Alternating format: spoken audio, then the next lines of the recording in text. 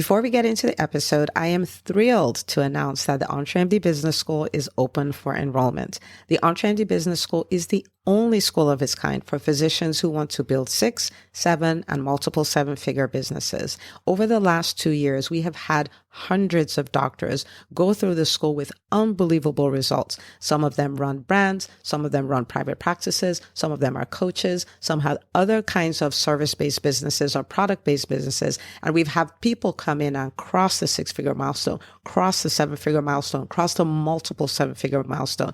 You will be in a place where you'll get the coaching, the community, the accountability that you need to thrive as an entrepreneur, especially in the times that we're in. So maybe you've been following me for a while. Maybe you've been getting so much out of the EntreMD podcast and you've been wondering, how can I work with Dr. Una and the community more? Well, this is your chance. Come join us in the EntreMD Business School. It is application only. So go to entremd.com/business to turn in your application. I cannot tell you how many doctors have made statements like this. I recovered my investment in the first week. I recovered my investment in my bank account in the first 90 days. This is the best investment I've made in myself ever. I want you to have that kind of story, not just a story of building a great business that serves a lot and earns a lot, but having a business that gives you the freedom to live life on your terms. So don't wait any longer. entremd.com/business. And now for the episode. Hi, docs. Welcome to the EntreMD podcast, where it's all about helping amazing physicians just like you embrace entrepreneurship so you can have the freedom to live life and practice medicine on your terms. I'm your host, Dr. Una.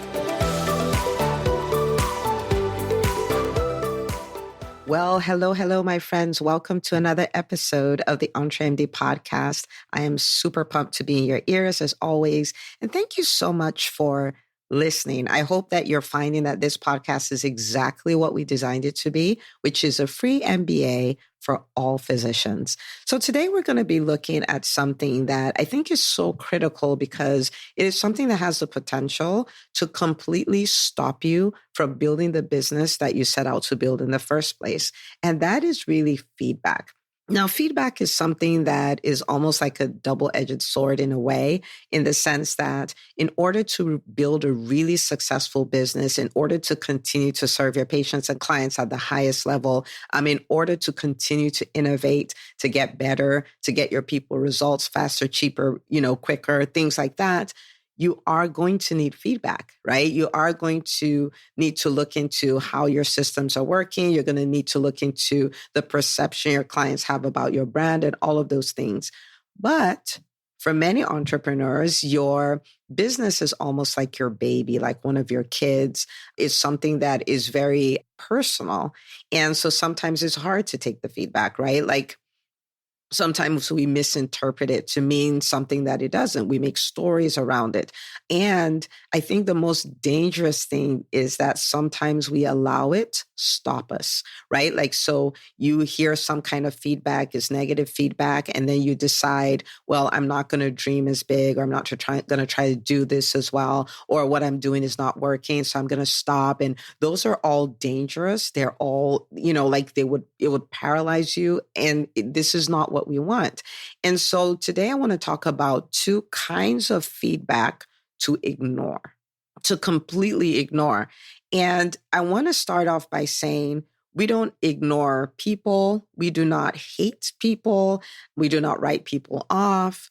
We don't do any of these things. We're talking about feedback here, which is very separate from the individual who's giving the feedback, right? And so there are 2 things. There are 2 kinds of feedback to ignore. So the first one is the feedback that essentially says, stay the same. When you hear this is feedback to ignore. And there are 2 big buckets of people this will come from. A lot of times it will come from people who love you, family members, friends. And, it would sound like things like this, like, you already have a great life. You're already a physician. You already earn all this. Why are you trying to do this? Now, understand that they're not trying to hurt you. They're not trying to undermine you. They're not trying to not let you see you have your dreams. They're trying to protect you. This is a protective mechanism from people that love you, but essentially says, don't take on the pain. Don't take on the extra work. Don't take on the risk. Like, you already have a good thing going. Just chill, right? And this could show up when you want to start. This could show up when you want to scale. So here you are, you've already built something, it's successful, but you're like, I want to take it to the next level. I know there's so much more we can do, whether that's market share or amount, level of impact or revenue generated or whatever. And here it comes again, like, like, you don't have to do all that. When is it going to be enough for you? Right. And things like that. So that's something that you want to ignore. Now, when I say ignore, what I really mean is not let it stop you, right? Because for me, I think a lot of feedback, it's a distraction. It stops you from pursuing greatness, right? And so don't let it stop you.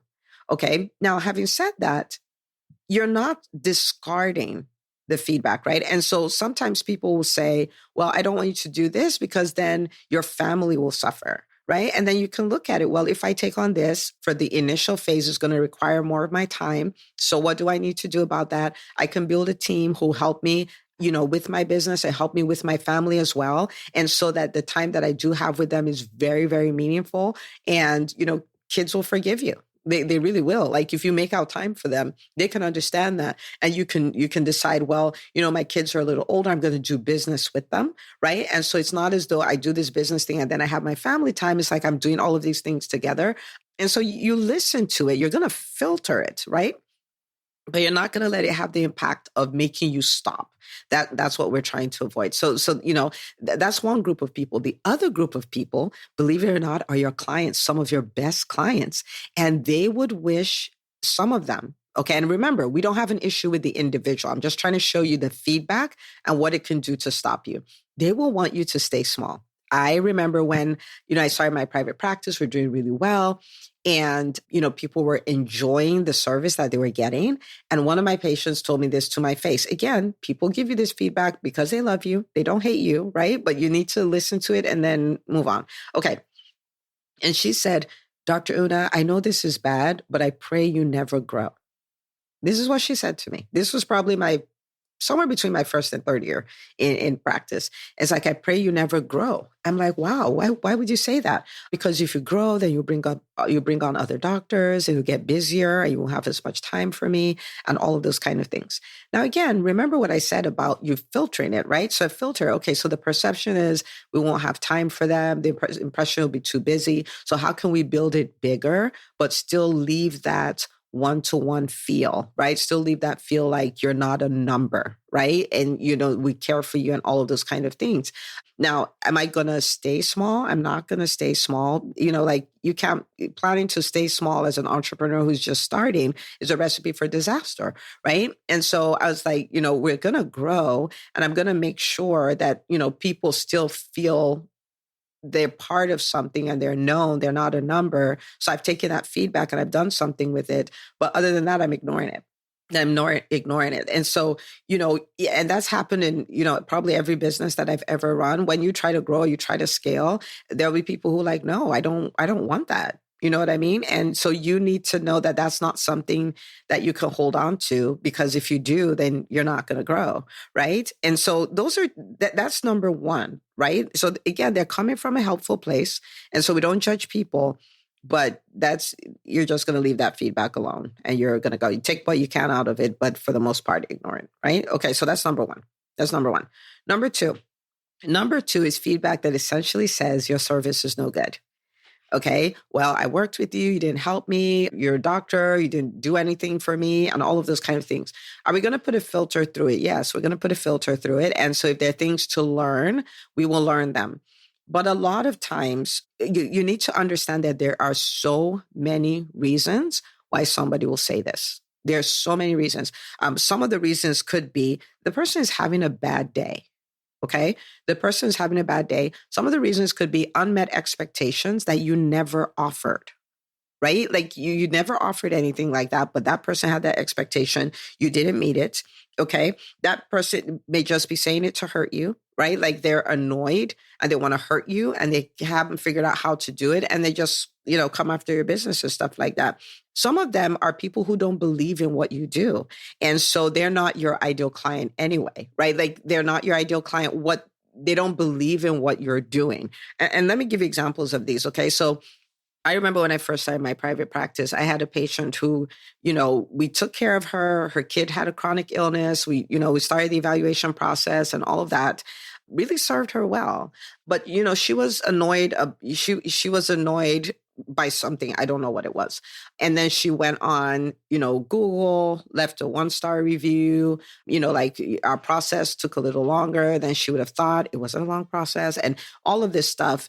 I even had a mom who says, our office looks remote, like something from Nigeria, a remote part of Nigeria and things like that. And these are people who they were legitimately having bad days, like really, because for both of them, years and years later, they were still our patients, you know what I mean? And stuff like that.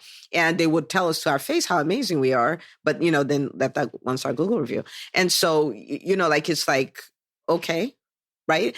If there's something to learn, you learn it. But once you're done learning it, you ignore that. Like you don't make that mean something about your business or you are going to stop. Okay.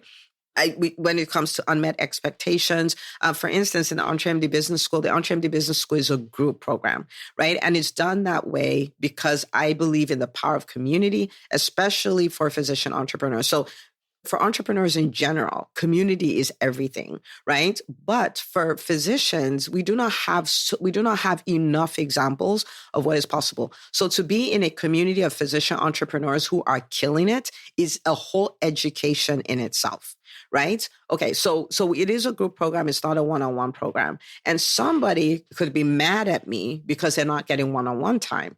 And I'm like, there was never a promise of one-on-one. In fact, we specifically, just like I told you today, say that there is no one-on-one component and stuff like that. So if someone is saying the EntreMD Business School sucks because there's no one-on-one, then it's kind of like what to do, right? Like what to do about that. You see what I'm saying? And so do I then shut down the business school because I'm thinking it's not good because somebody wanted a one-on-one and I'm not giving it? No, right?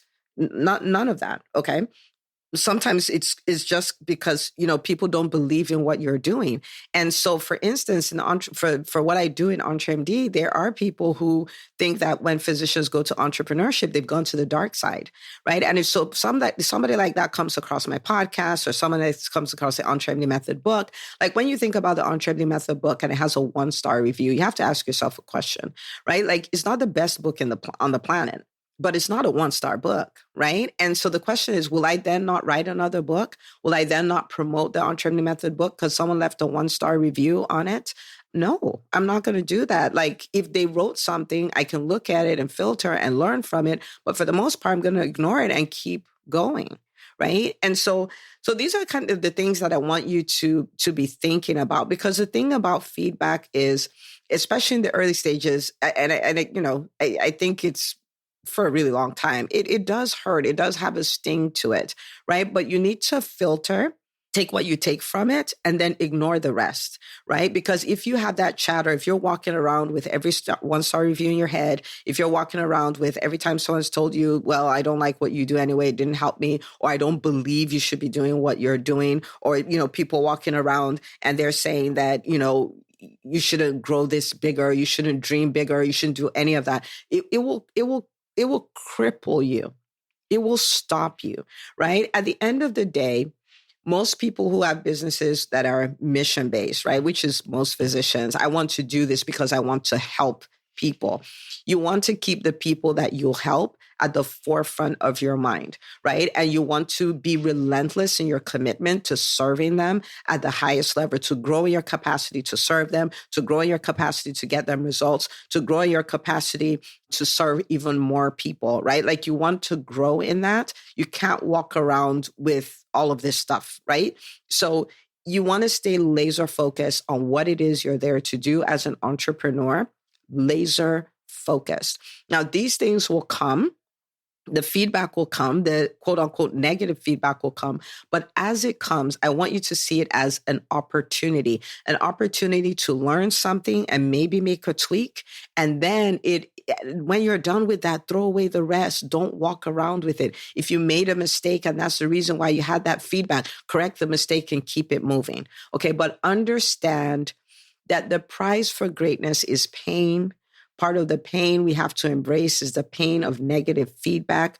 We have to grow to that point where we're mature enough to look at it and say, okay, I'm going to take this and apply it to my business. And the rest of this, I'm going to let it go. We need to get to that point so we're more comfortable receiving it. We're more comfortable in our ability, more confident in our ability to make our businesses better based on it. And then also confident enough to know what to ignore and just allow it be.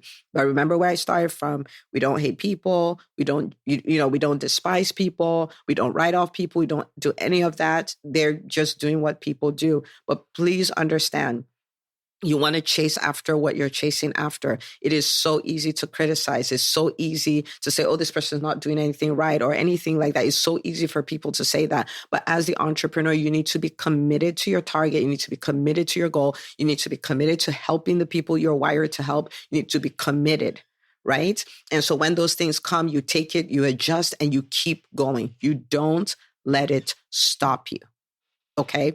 For people who are in the ring, fighting, building businesses, changing their world, leading these mission-based businesses, when they see another fighter, they don't come at them like that. They don't tell them what you're doing is useless. It doesn't matter. They don't tell them stay the same. They root for you. And this is part of the reason why you have to have a community of people who root for you, people who are in the game. Because the people outside the game is so easy to throw shots, right? It's in the game. So will you learn from the feedback? Yes. But once you pull out the lesson, you ignore the rest.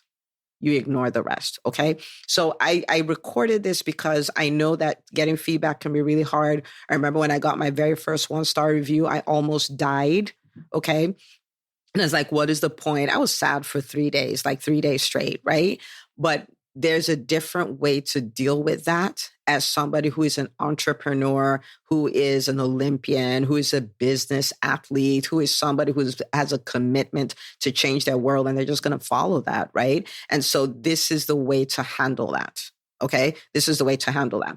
So what I want you to do with this is think about the last time you got feedback. Think about the feedback that you could get, right? And start kind of building what your reaction to it will be. I'm going to filter it. I'm going to take the lesson. I'm going to ignore it, but I'm not going to let it stop me. I want you to be clear on what you're trying to do with your business. And I want you to make a fresh commitment to it. Like, we are going to pull this off. Okay.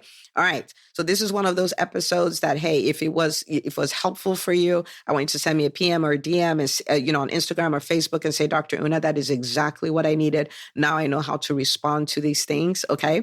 And share this episode with another entrepreneur, because this is hard. This can be really hard. Okay. So share it with them, and I will see you on the next episode of the EntreMD podcast.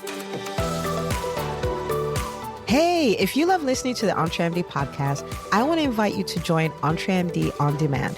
It is my signature subscription program that gives you access to a library of business courses designed to help you do one thing as a physician entrepreneur, and that is to thrive.